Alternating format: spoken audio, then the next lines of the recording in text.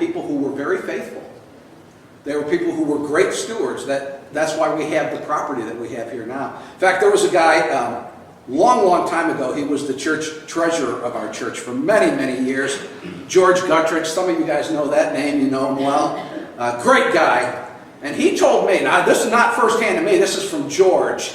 He knew this and saw all this firsthand. He said when this building was built, it was a very big deal for the people who did. It was not a big, huge group of people, and none of them were wealthy millionaires or anything like that. And it took some sacrifice. And George told me, he said, he called me Danny, banks did not want to loan money to churches. They weren't a good credit risk. I said, oh, okay. A couple of reasons for that. But when they were building the building, they had some money, but they needed a loan to finish this. And so one of the men in the church at that time, he's gone now, but I knew him. There's other people here who knew him. This guy his first name was Werner.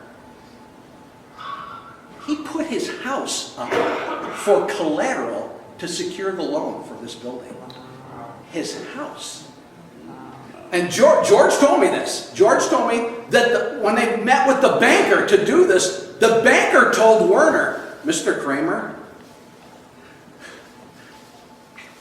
I wouldn't do this. I wouldn't do this if I were you, sir. I know it's your church and you love them and everything, but this is not a good idea. Things happen. Things go wrong.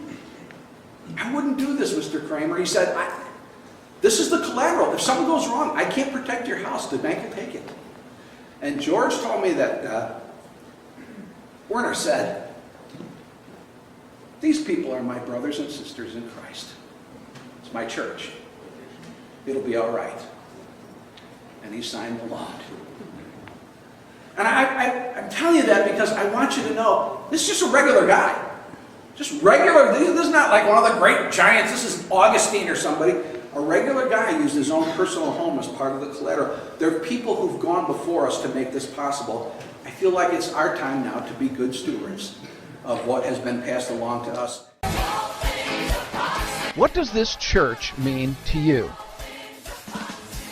This church has saved my life. It saved my faith. I was losing my faith, and I was looking for a place to go, and I came last Christmas Eve. It was my first night, and my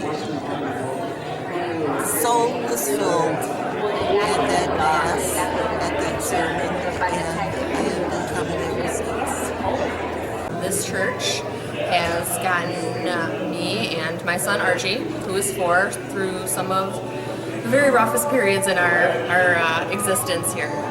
This was our sanctuary when we needed to get out of the house. This was our place of comfort when we needed it. This is where we come to restart our week and reaffirm that the decisions that we're making are the right ones, and turn to God if we're not sure about what we're doing, and know that He is always with us. And our church family has been so supportive and so wonderful through all the things that he and I have gone through, and I don't know if we would be surviving without this place. So I am forever grateful for this church and the people inside of it.